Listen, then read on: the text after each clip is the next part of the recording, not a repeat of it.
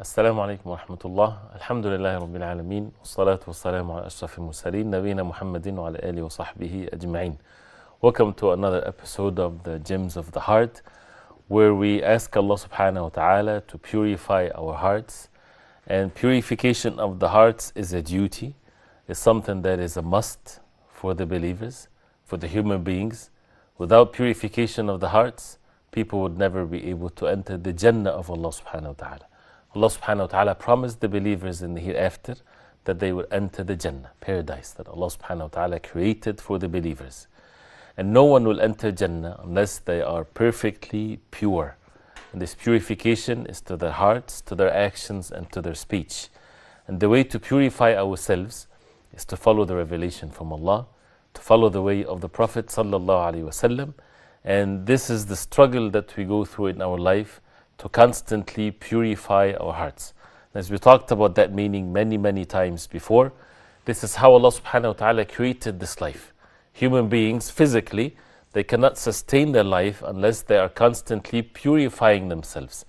They don't even have to put, or someone to put dirt on them. This is something that is so natural. This is how Allah subhanahu wa ta'ala created us, that if someone is in a very clean environment, he still has to clean himself. And without cleaning oneself, we become so much polluted and we have so much impurities and bad smells and so on. The same thing when it comes to our hearts. Our hearts, if we leave it, if we think that it's pure, it's good, and we praise ourselves, it might be fully contaminated and we do not feel it. And that's one of the major differences between physical aspects of things and the things done by the heart.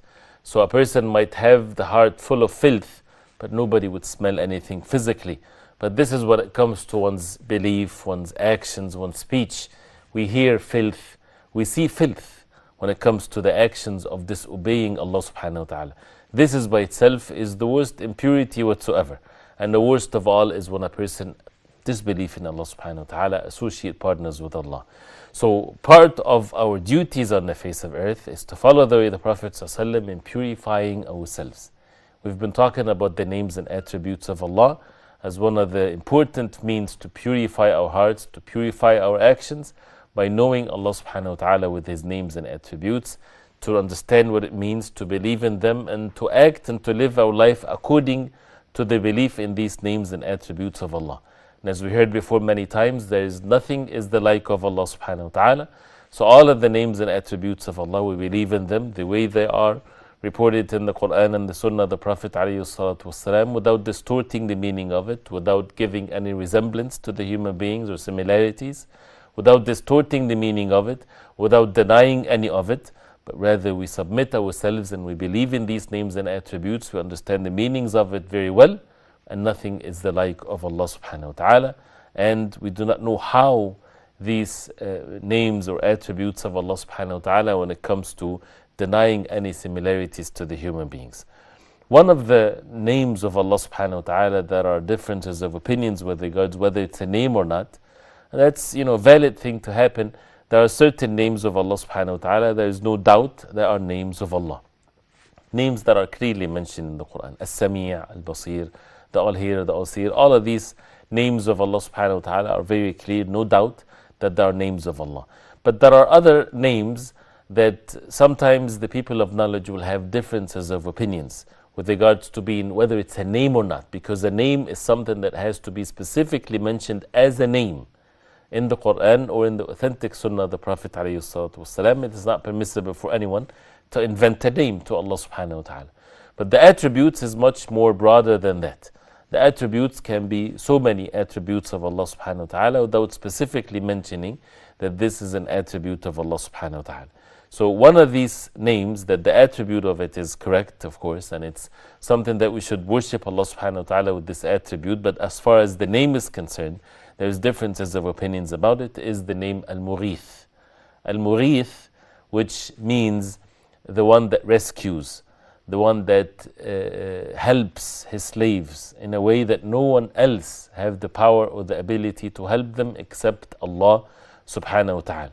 And it comes from al-ghawth, or seeking help or seeking rescue. When someone is seeking a rescue from someone, that means he have no power whatsoever. When a person is in need of help, That means all the means, it's been executed. There's nothing whatsoever that a person can do to save himself from trouble or from difficulties or whatever, when only the power of Allah subhanahu wa ta'ala will be there to save him.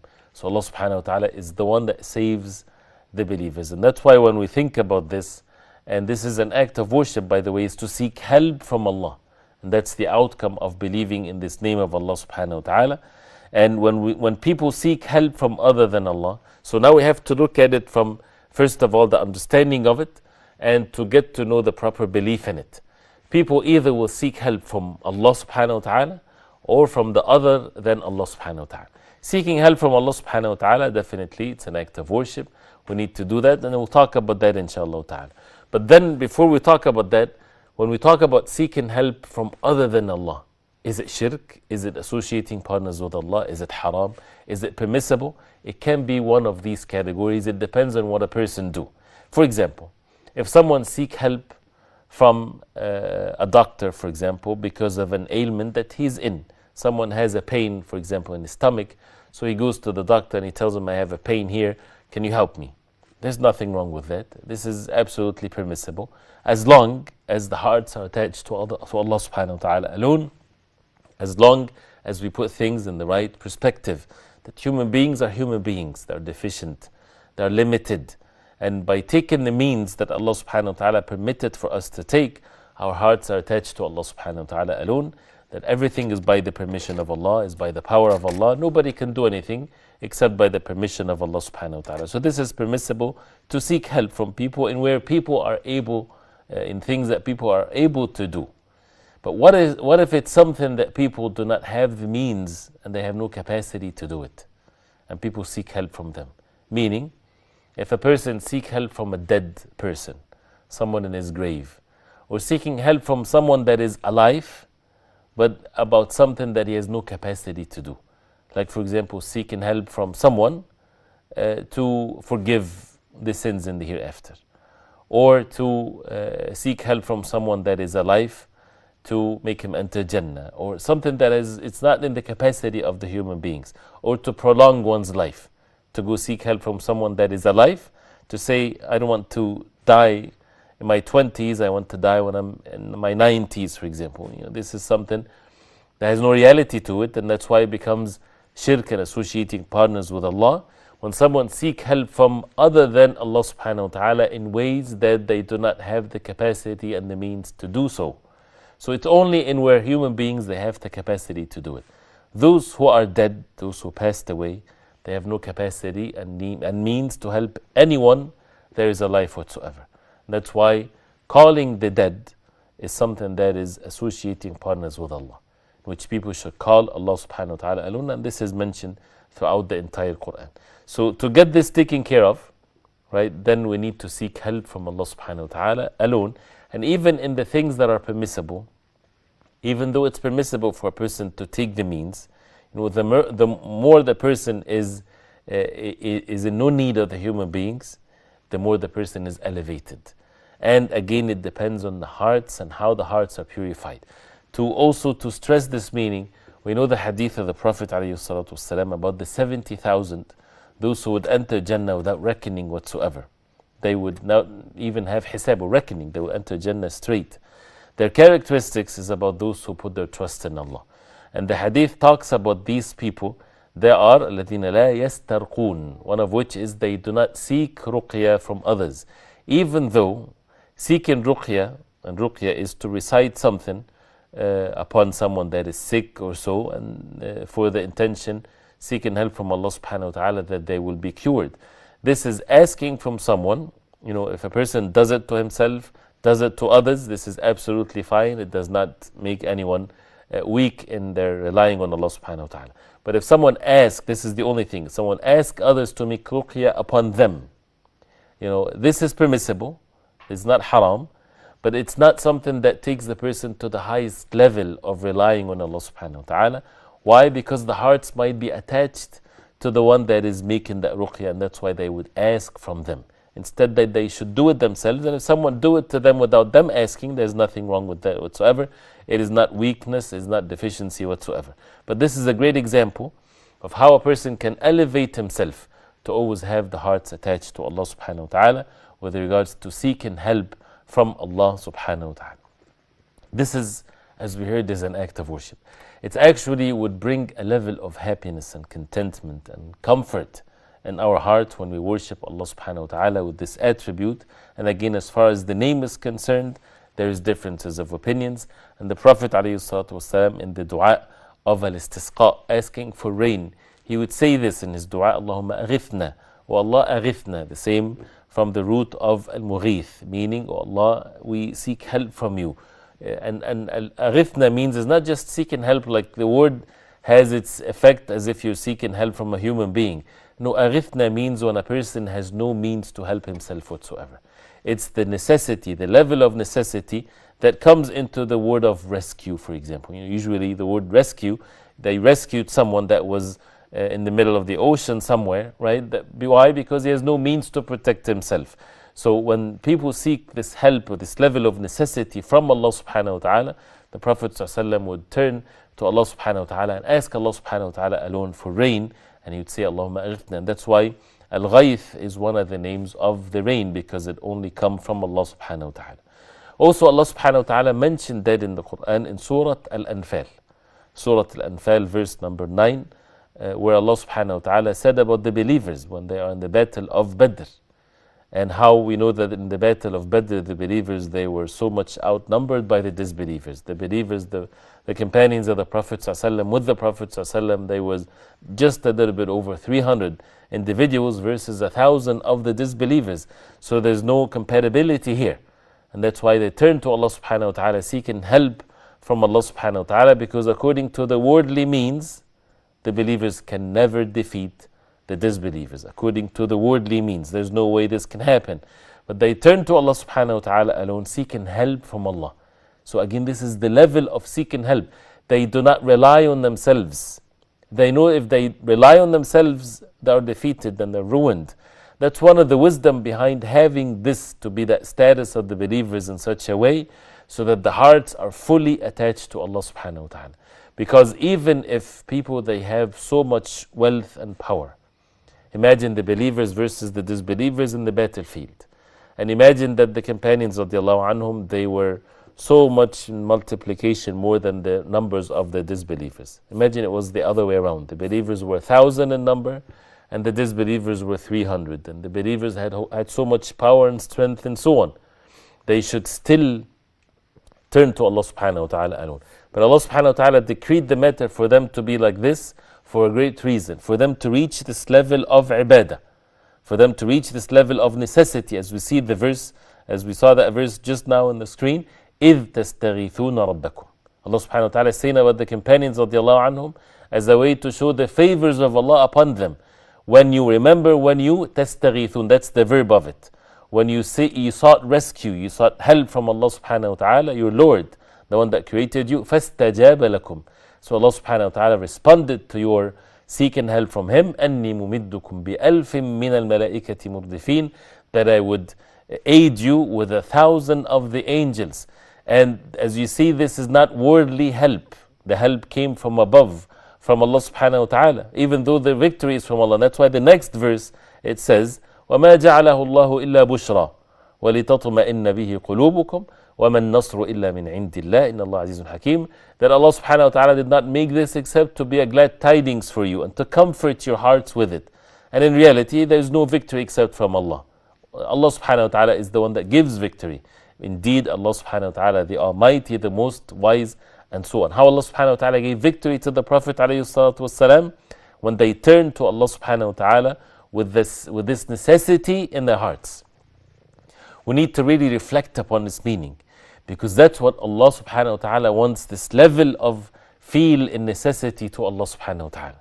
The ignorance of the human being can make them reach a level where they eat and they drink. Even the fact that we're breathing now, right? And this is by the mercy of Allah subhanahu wa ta'ala. But how many people, they have this in their hearts that it's not from them. We do not have that power and that ability. We need the help from Allah subhanahu wa ta'ala. It's all from Allah subhanahu wa ta'ala. And we talked about being grateful to Allah and the favors of Allah. That whoever only remembers the favors of Allah when it's taken away from him, he is an ignorant person. We're supposed to be constantly in state of gratefulness to Allah subhanahu wa ta'ala because of the endless favors of Allah. And one of the very simple ones to remember that is the fact that we're taking breath, in and out and so on. To be believers, to be guided to worship Allah subhanahu wa ta'ala and so on. So the level of necessity that should be present in the hearts, because Allah subhanahu wa ta'ala is Al-Mogheeth. He's the one that responds to the help that the believers are seeking. If you seek help from anyone, only Allah subhanahu wa ta'ala is the one that responds, because everything is under the power of Allah subhanahu wa ta'ala. So having this as an act of worship, this will be in all of our affairs. Not just when a person is in dire need because he's in great trouble, not for someone that is drowning or someone that is dying or someone that the doctors will say that according to the doctor's means and knowledge and so on, they have said their word. There's no means of help for them to do. It's only from Allah subhanahu wa ta'ala, and it was before that also only from Allah subhanahu wa ta'ala. So people would turn to Allah subhanahu wa ta'ala with a sincere dua that Allah subhanahu wa ta'ala cure and help and so on. This should be at all times. Even the salah that we pray. Salatul Fajr, for example. If people to rely on themselves, they won't be able to do it. We need to rely on Allah. We need to have in our hearts that Allah subhanahu wa ta'ala, if He wills for us to pray Salatul Fajr in the masjid, then nobody can stop us from doing so. So we turn to Allah subhanahu wa ta'ala and to help us, to make us among those who worship Allah subhanahu wa ta'ala, to be on time, to be saved from sins, to be away from the path of sins and disobedience to Allah subhanahu wa ta'ala, while taking the means. But one of the most important things is to have that level of necessity in our hearts. And Allah subhanahu wa ta'ala, when we look into the verses of the Quran, the essence of the Tawheed and the oneness of worship of Allah subhanahu wa ta'ala is about this. It's about the dua, it's about the level of necessity in dua. It's about seeking help from Allah subhanahu wa ta'ala, and that's the major difference between the believers and the disbelievers in this matter.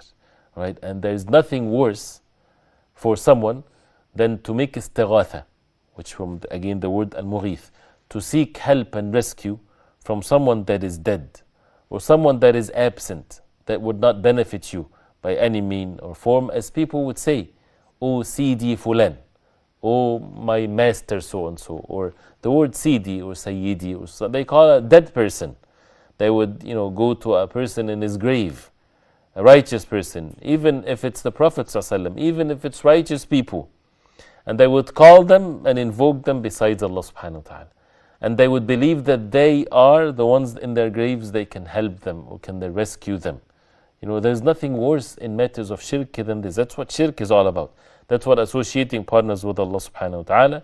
And for someone to believe in Allah subhanahu wa ta'ala to be the Lord of the Alameen, they should turn to Allah subhanahu wa ta'ala with seeking help. If Allah subhanahu wa ta'ala mentioned, for example, Allah yasjudu ma fi samawati ma fi al-ard. To Allah subhanahu wa ta'ala make sujood everything in the heavens and the earth. Min dab, every single walking creature makes sujood to Allah subhanahu wa ta'ala, humble itself to Allah subhanahu wa ta'ala. Wal malaika, and the angels, hum la yastakbirun, and they're not having any arrogance in doing so. Everything is in that state of submission to Allah subhanahu wa ta'ala. So why then invoke other than Allah subhanahu wa ta'ala? The angels, the mighty angels that Allah subhanahu wa ta'ala created, and they are much more stronger than the creation of the human beings, they are in constant worship of Allah subhanahu wa ta'ala. They have the fear of Allah, they hope for the rewards from Allah, because they know that everything belongs to Allah subhanahu wa ta'ala.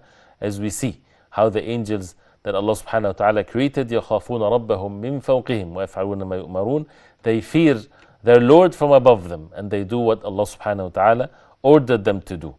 So if this is the angels, then how should be then the believers, the human beings? They should turn to Allah subhanahu wa ta'ala in submission, and turn to Allah subhanahu wa ta'ala with this level again of necessity. It's not something that needs a lot of convincing, because it's already very obvious for the believers, those who believe in Allah subhanahu wa ta'ala with His names and attributes. When we are ordered to follow the ways of the prophets of Allah, the Quran is full of verses that talks about the prophets of Allah and how they reached the perfect level of seeking help from Allah. They did not rely on themselves, on their power. They had this proper istighatha and seeking help from Allah subhanahu wa ta'ala, even if the word is not mentioned with the same literal letters, istighatha, ghawth and so on, but it's mentioned clearly in the Quran. Nuh alayhi salam, for example, وَلَقَدْ نَادَانَا نُوحٌ فَلَنِعْمَ الْمُجِيبُونَ. That means Nuh himself, alayhi salam, he invoked Allah subhanahu wa ta'ala when he sought help from Allah subhanahu wa ta'ala. Was Nuh alayhi salam seeking help from Allah and not taking the physical means? فَلَنِعْمَ الْمُجِيبُونَ. Who's the one that responded? Allah subhanahu wa ta'ala, who is best in responding to the call of his slaves other than Allah subhanahu wa ta'ala. What did Allah subhanahu wa ta'ala did to Nuh alayhi salam? وَنَجَّيْنَاهُ وَأَهْلَهُ مِنَ الْكَرْبِ الْعَظِيمِ.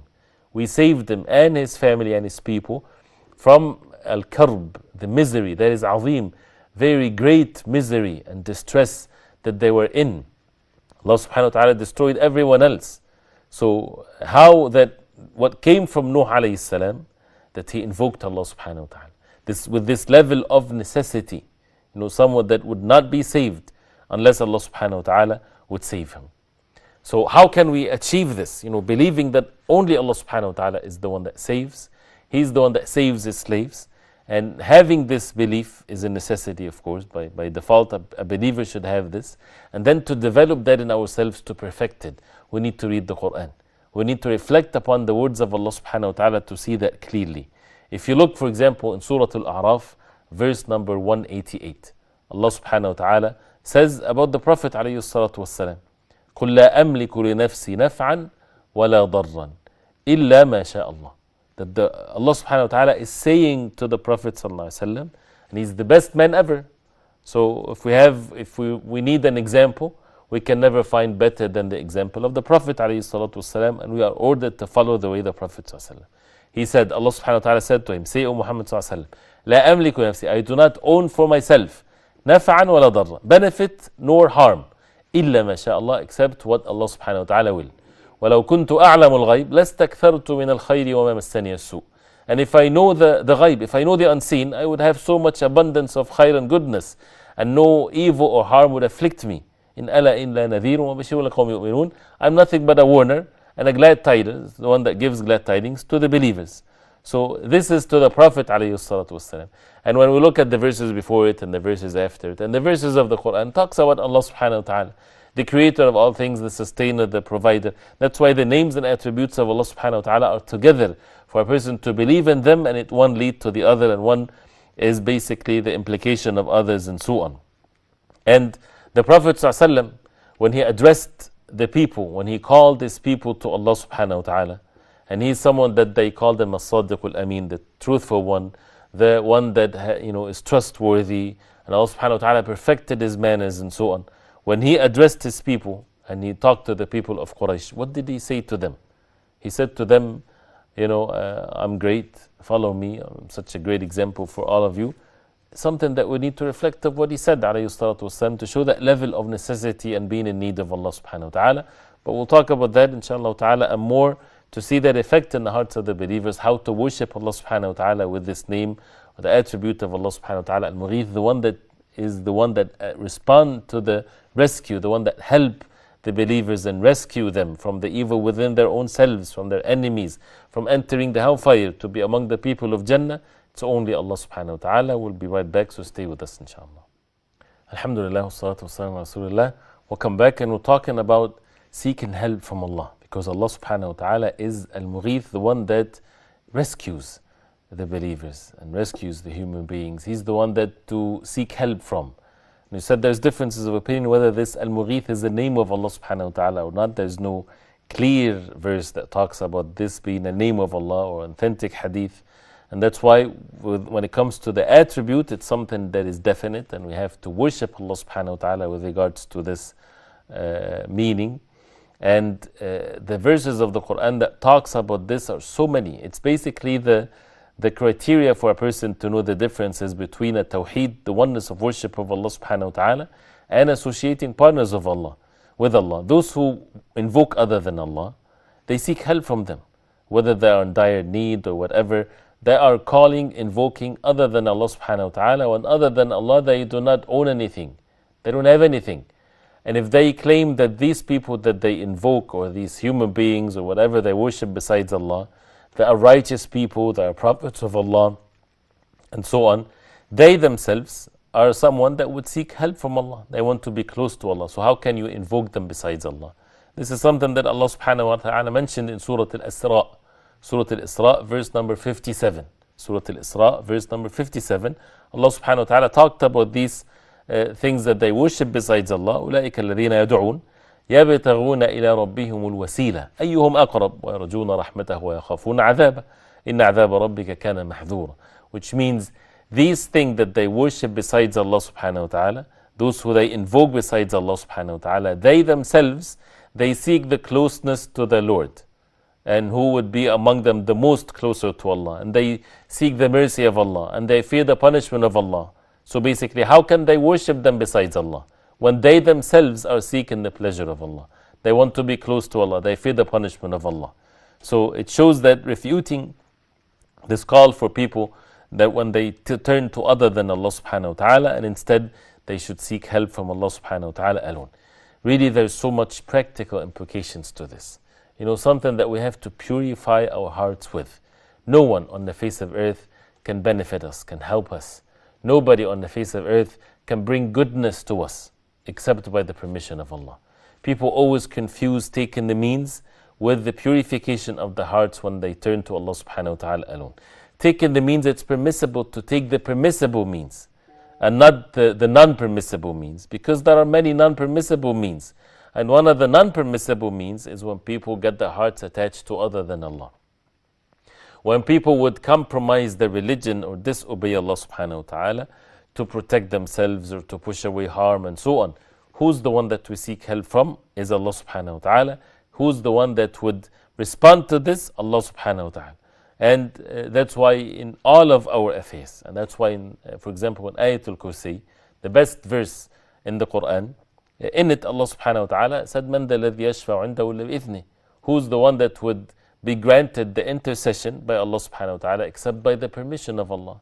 So even intercession, which is one of the tricks or the deceptions that the disbelievers they had when it comes to worshipping idols, and also many of the Muslims, those who would associate partners with Allah in their dua and are having their hearts attached to other than Allah subhanahu wa ta'ala because of the subject of the shafa'ah. The subject of the shafa'ah is a real one, and the Prophet ﷺ will intercede for the believers, and the believers will intercede for one another in the Day of Judgment. But that is only after the permission of Allah. As we know in Surah and Ayatul Kursi, as we all know it and memorize it in our hearts, مَنْ ذَا الَّذِي يَشْفَعُ عِنْدَهُ إِلَّا بِإِذْنِهِ. Because Allah subhanahu wa ta'ala, He knows what's in between their hands, what's before them, what's after them. Nobody can encompass any of the knowledge of Allah subhanahu wa ta'ala. So therefore, we seek even the intercession from Allah subhanahu wa ta'ala. So if someone wants to be granted the intercession of the Prophet sallallahu alaihi wasallam, then the person should die upon the tawheed, upon the oneness of worship of Allah subhanahu wa ta'ala. It's not going to be granted to those who worship other than Allah. And it's from Allah subhanahu wa ta'ala as a way to honor the intercessor. And it would never happen unless Allah subhanahu wa ta'ala is pleased with the one that receives the intercession. So this is something that we have to have that proper belief, so that even in that subject, a person would seek help from Allah subhanahu wa ta'ala.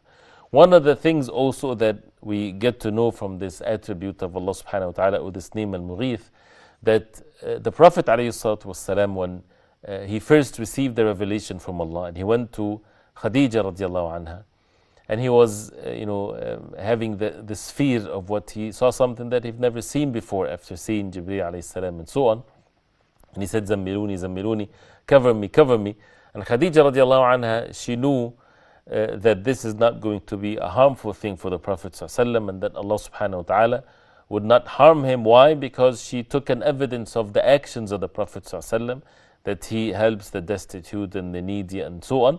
But one of the things that she mentioned about the Prophet ﷺ, she said about him, وَتُغِيثُ الْمَلْهُوفِ, that you, O Prophet of Allah, tughith, the same word, tughith, you rescue.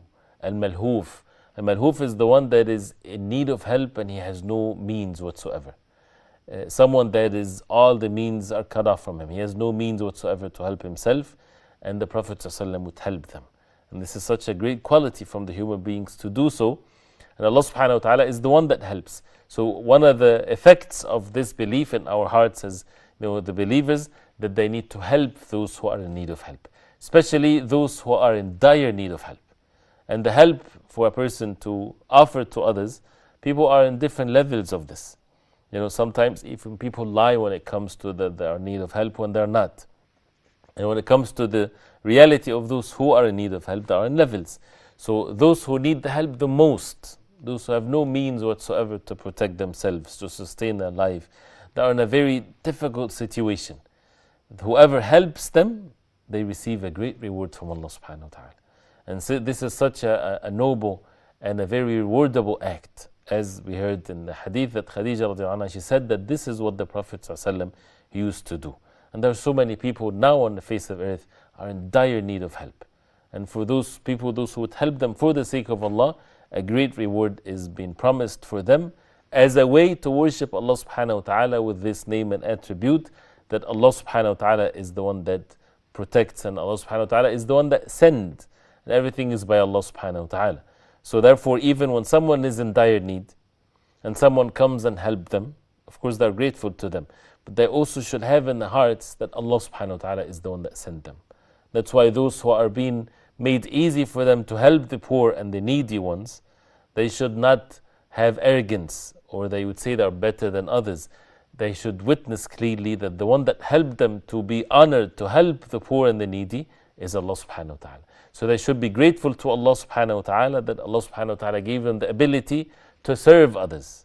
Not that people would brag about their actions or remind people of their favors. That's why the companions radiallahu anhum, they used to be more in state of joy, much happier than when they give for the sake of Allah, more than the one that is taking.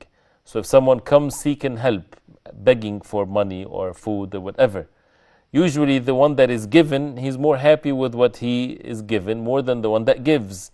In many cases, those who give, they give and they have that struggle within their own selves and they don't like it. And the one that receives is much more happier than the one that gives. The Sahaba radiallahu anhum, the matter was opposite for them. Whenever they are given the opportunity to give something for the sake of Allah, they used to be more happier than the one that receives. Why? Because of this level of iman and faith and certainty in their hearts. That they understood that Allah subhanahu wa ta'ala wants this action from them. So they're seeking rewards from Allah. It's a very difficult situation for the believers when they have money, for example, and they don't know how to make sure that they spend it for the sake of Allah. Why? Because they know that they will be asked in the Day of Judgment about every single penny that they earn on the face of earth. How did they earn it and how did they spend it? So for when someone is being chosen by Allah subhanahu wa ta'ala to help the needy and the destitute, and Allah subhanahu wa ta'ala is the one that serves and the one that helps is Allah subhanahu wa ta'ala. So when someone is being put in such a way that he is a mean for people to help the people, they should be honored and they should be grateful to Allah subhanahu wa ta'ala that Allah subhanahu wa ta'ala helped them. And He subhanahu wa ta'ala is the owner of all things. And that's why when we talk about Allah subhanahu wa ta'ala rescuing the believers and rescuing the people and helping them, for people, this is a way, as we heard in the verse, for people to have their hearts purified, that they would see that Allah subhanahu wa ta'ala is the only one that helped them, and it's a great favor from Allah. On the opposite hand, if, say for example, the Muslims, they're seeking help from other than Allah, and the help came, isn't that a trial for them? It becomes a fitna for them. It's like someone going to the grave, to someone that is dead, and asking him for a favor. Like say for example, please let me have this job, for example. It's a shirk to ask and invoke other than Allah. But say someone went to an idol or an image or someone in his grave or made dua to other than Allah, and they find that their dua get accepted. They got that job that they were seeking or the help that they were trying to receive and so on. Can you imagine the level of fitna and a trial that that person is in? He would take from this as an evidence that it worked. So therefore, he will continue to associate partners with Allah. And that's the worst thing that can happen to a person. That's why sometimes these things happen as a way to test the human beings. Because the believers, they don't test the ability of Allah subhanahu wa ta'ala. They don't question the power of Allah. They don't make dua and to test how is it going to work. Is it going to be accepted or not? In a way that if it's accepted, mashallah, they will continue. If it's not accepted, they would not invoke Allah subhanahu wa ta'ala. If a person has this in his heart, he might not be accepted his dua. He might even, if he associate partners with Allah, that he might be granted the answer then as a punishment from Allah. Why? Because the worship of Allah subhanahu wa ta'ala alone, to believe in Allah subhanahu wa ta'ala alone, that He's the one that helps and rescues and so on, it doesn't need to be tested. It's something that is by necessity in the hearts of the believers. Something that you don't need to test it or to prove it to yourself. It's already given. It's by necessity in the human beings, inserted in them and installed in them, in their fitrah, in their innate. So therefore, we should not fall into this trap. And that's why when a person makes dua to Allah subhanahu wa ta'ala, and they are in need of Allah, they should have the good thinking and the good expectations that Allah subhanahu wa ta'ala accept their dua. And the acceptance can be, they would be granted whatever they asked for if it's a matter of worldly gain, or equal harm is pushed away from them. That's acceptance. That's mentioned in the hadith of the Prophet ﷺ. Or it will be saved for them in the hereafter with rewards or pushing away harm from them. And since the matter is coming, the people on the Day of Judgment, when they see their dua, their supplication that they invoked Allah subhanahu wa ta'ala with so much focus and truthfulness and so on, that part of the dua, that the acceptance of it was delayed for them, or the acceptance was there, but it's for the hereafter, they would wish that all of their dua that they made in this dunya, in this life, is delayed for them in the hereafter. Because there is no comparison between the reward and the goodness in this life and in the hereafter. Like, for example, if someone is sick, and he keeps on making dua to Allah subhanahu wa ta'ala for cure, to be cured. And this is a good thing, and it should be done, and a person should continue to do so. And it doesn't matter whether people would say, or the doctors would say, this is a terminally, ailment. That means there's no means that they can do, and most likely that he will die. All of these things, even if it's said to him, it doesn't matter. The believers, they know that everything is by the will of Allah. The human beings are limited. They don't have means, or their means are all taken care of and so on, but there's nothing else they can do. Or whether they took the means or they didn't take the means, everything by Allah subhanahu wa ta'ala. So that believer, when he makes dua to Allah subhanahu wa ta'ala to cure him, he should not say, well, since there's no means of cure, then let me make dua to Allah subhanahu wa ta'ala for something else. No, they should still ask Allah subhanahu wa ta'ala to cure them. They ask Allah subhanahu wa ta'ala for everything, to make them die in the state of Islam, to make them firm upon the Iman, to make them among the people of Jannah and so on, and to make dua to Allah subhanahu wa ta'ala to cure. And does it mean that if a person died and he was not cured, that the dua is not accepted by Allah? This is wrong. A person's dua is accepted and he dies and he's not cured in this life, and the acceptance of the dua can be either more harm that pushed away from him. The acceptance of the dua, because he's invoking Allah subhanahu wa ta'ala, can be that he died in the state of Islam, that he received the reward in the hereafter because of that dua. This is acceptance of the dua. And that person, if his dua is accepted and hereafter, at the moment of death and afterwards, he would not wish for himself anything better than what Allah subhanahu wa ta'ala ordained for him and decreed for him. Because Allah subhanahu wa ta'ala only ordained what is beautiful for the believers. This is the level of belief that should be in the hearts of the believers, because Allah subhanahu wa ta'ala is the one that we seek help from, and we do not seek help from anyone but Allah subhanahu wa ta'ala in that level of necessity, as we heard. Nobody can do anything. Allah subhanahu wa ta'ala says in the Quran, أَمَّا يُجِيبُ الْمُضْطَرَّ إِذَا دَعَى وَيَكْشِفُ السُّوءَ. Who is the one that would respond to the muttar? Al-muttar is the one that is in that level of necessity. There's no means to be taken. He took all the means and there's nothing whatsoever. Like again, a drowning person hanging to a log of wood in the middle of the ocean. He has no means of help whatsoever. Who's the one that would respond to that dua of that person in necessity? إِذَا دَعَى Allah subhanahu wa ta'ala. وَيَكْشِفُ السُّوءَ. Who's the one that lifts the harm and the evil? Allah subhanahu wa ta'ala. Who's the one that يَجْعَلُكُمْ خُلَفَاءَ الْأَرْضِ? Who's the one that makes you successors on the earth? Allah subhanahu wa ta'ala. That's why the ayah says, أَإِلَهُمْ مَعَ اللَّهِ. Is there anyone to be worshipped and to be invoked with Allah subhanahu wa ta'ala? None of them is valid. You should not turn to no one but Allah subhanahu wa ta'ala. قَلِيلًا مَا تَذَكَّرُونَ. Little do you remember. That's why the human beings, they remember this. And that's why the believers, they should remember this a lot. And that's what Allah subhanahu wa ta'ala wants from us. Allah subhanahu wa ta'ala wants from us to be, or to turn to Allah subhanahu wa ta'ala alone.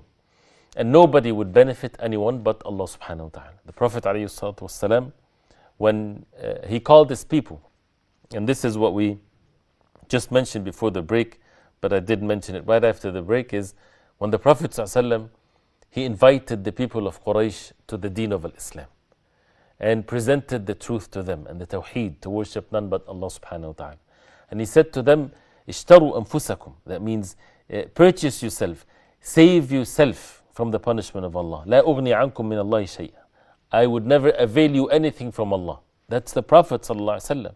And he kept calling people one tribe after the other. And even he called, he said Safiya radiallahu anha, the aunt of the Prophet ﷺ, he told her to save, for her to save herself from the punishment of Allah. لا أغني عنك شيئا من الله شيئا, I would never avail you from Allah subhanahu wa ta'ala anything. Even though that the Prophet ﷺ, she is his aunt. The same thing for the daughter of the Prophet ﷺ. Can she rely on the fact that she's the daughter of the Prophet ﷺ? That the Prophet ﷺ is the most beloved to Allah subhanahu wa ta'ala, that if he asked Allah subhanahu wa ta'ala for anything, he would grant him, and one of which is the salvation of his daughter, for example. The Prophet ﷺ said, you save yourself, and I would never be, or I can never avail you or benefit you to Allah subhanahu wa ta'ala if a person is a disbeliever. And that's why the uncle of the Prophet ﷺ, he died in the state of disbelief. So the fact here is it's to purify the hearts again, that the hearts are to be attached to Allah subhanahu wa ta'ala alone, that Allah subhanahu wa ta'ala is the only one that helps. And that's why Al-Mogheeth, the one that give this ighatha, or this rescue, if you know some Arabic, you know they even give the title of the agencies, the relief agencies, they call it Hayatul Ighatha, the agencies of ighatha, the agencies of relief. They relieve people, they help people, and so on. And who's the one in reality that helps people when the people are not able to do anything? It is Allah subhanahu wa ta'ala, and the people and the human beings and the means within the possessions of the human beings. It's all owned by Allah subhanahu wa ta'ala. So to perfect one's tawheed, to perfect one's iman, is to get to know Allah subhanahu wa ta'ala with His names and attributes. To worship Allah subhanahu wa ta'ala with this belief. So the hearts are fully attached to Allah subhanahu wa ta'ala, relying on Allah subhanahu wa ta'ala alone. And if you need help, don't worry about the human beings, forget about the human beings, turn to the Creator of the heavens and the earth alone, worship Him, be obedient to Him, turn to Him in His dua. Allah subhanahu wa ta'ala listens to the dua of the believers, and that's why we will have the concern how to perfect our dua, how to make our dua accepted, how to prevent ourselves from eating haram, from earning haram, because these things prevents the person's dua to be accepted by Allah, because Allah subhanahu wa ta'ala accepts the dua of the believers. We ask Allah subhanahu wa ta'ala to make us benefit from what we heard, and to make us among those who have the knowledge of the names of and attributes of Allah, and to make us truthful in worshipping Allah subhanahu wa ta'ala with these names and attributes. Until next time, with another name and attribute of Allah. So till next time, I leave you with the protection of Allah. وصلى الله وسلم وبارك على محمد وعلى آله وصحبه وسلم. والسلام عليكم ورحمة الله وبركاته.